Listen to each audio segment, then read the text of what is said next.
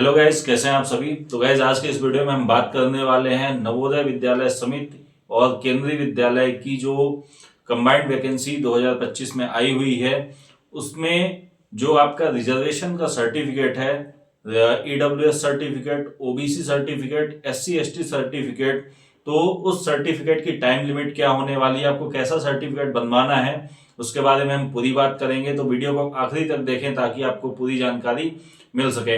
और अगर आपने अभी तक हमारे चैनल को सब्सक्राइब नहीं किया है तो प्लीज कर लें, वीडियो को आखिरी तक देखें ताकि आपको सारी अपडेट मिल सके। तो गाइस, सबसे पहले हम बात करते हैं Navodaya teaching and non teaching vacancy तथा KV teaching and non teaching vacancy 2025 के विषय में। तो गाइस, इस वैकेंसी में कुल 13,000 प्लस पोस्ट के लिए वैकेंसी आई हुई है। ठीक, तो इसमें जो रिजर्व कैटेगरीज हैं जैसे ईडब्ल्यूएस, ओबीसी, एससी या एसटी, तो गैस इन कैंडिडेट्स को किस टाइम से लेकर किस टाइम तक का सर्टिफिकेट प्रोड्यूस करना है ताकि डॉक्यूमेंट वेरिफिकेशन के टाइम पर प्रॉब्लम ना आए। तो सबसे पहले हम बात करते हैं ईडब्ल्यूएस सर्टिफिकेट की। तो गाइस, जो ईडब्ल्यूएस के कैंडिडेट हैं उन्हें फाइनेंशियल ईयर 2025 से 26 का सर्टिफिकेट प्रोड्यूस करना पड़ेगा। उन्हें वही सर्टिफिकेट के आधार पर डॉक्यूमेंट वेरीफाई किया जाएगा।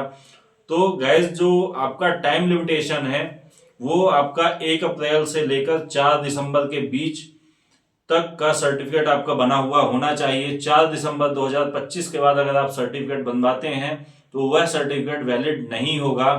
तो जो भी ईडब्ल्यूएस के कैंडिडेट हैं वो अपना जो सर्टिफिकेट है 1 अप्रैल 2025 से लेकर 4 दिसंबर के बीच बनवा लें ताकि उनको डॉक्यूमेंट वेरिफिकेशन में प्रॉब्लम ना हो। साथ ही जो सेंट्रल ईडब्ल्यूएस सर्टिफिकेट की क्राइटेरिया होते हैं उस क्राइटेरिया को भी ध्यान से पढ़ें, और जो नोटिफिकेशन आया हुआ है उस नोटिफिकेशन में जैसा फॉर्मेट दिया हुआ है सेम फॉर्मेट में आपको ईडब्ल्यूएस का सर्टिफिकेट बनवाना है। ठीक, इसके बाद अगर हम बात करें ओबीसी सर्टिफिकेट की, तो सबसे पहले तो बात यह है कि जो ओबीसी सर्टिफिकेट बनवाना है उसकी जो डेट होनी चाहिए वो 1 जनवरी 2025 के बाद की होनी चाहिए और 4 दिसंबर 2025 के पहले की होनी चाहिए। अगर आपका सर्टिफिकेट 1 जनवरी 2025 के पहले का है तो वह वैलिड नहीं होगा, और अगर आप 4 दिसंबर 2025 के बाद ओबीसी का सर्टिफिकेट बनवाते हैं तो भी वो वैलिड नहीं होगा।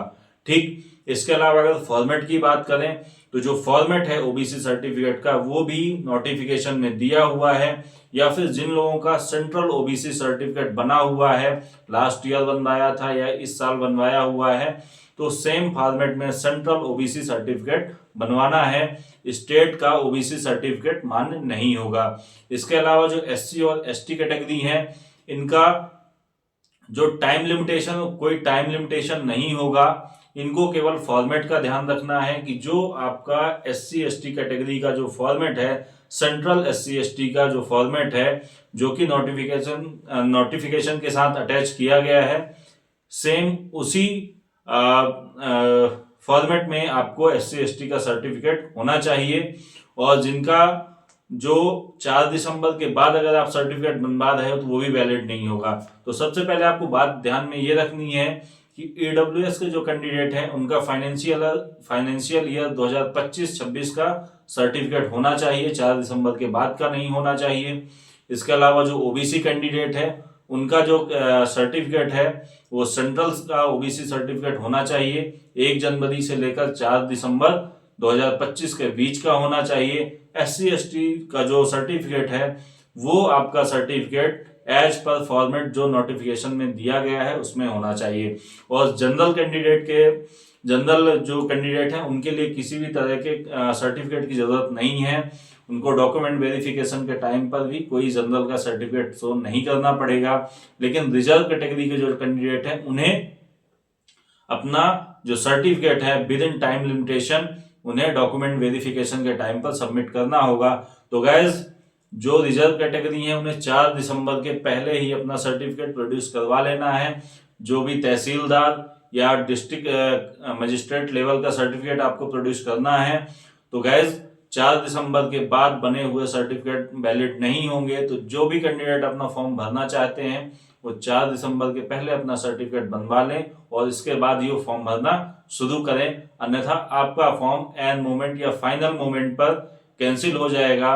और अगर आप किसी तरह एग्जाम निकाल कर फाइनल सिलेक्शन में जाते हैं तो डॉक्यूमेंट वेरिफिकेशन के टाइम पर आपका कैंडिडेचर कैंसिल कर दिया जाएगा। गाइस, इन सारी चीजों का ध्यान रखें ताकि आपकी मेहनत, आपकी लगन से अगर आप फाइनल सिलेक्शन तक पहुंचते हैं तो डॉक्यूमेंट वेरिफिकेशन के टाइम पर आपको बाहर ना होना पड़े। ऐसे इंफॉर्मेटिव वीडियो के लिए हमारे चैनल को सब्सक्राइब करें और वीडियो को लाइक और शेयर करना ना भूलें।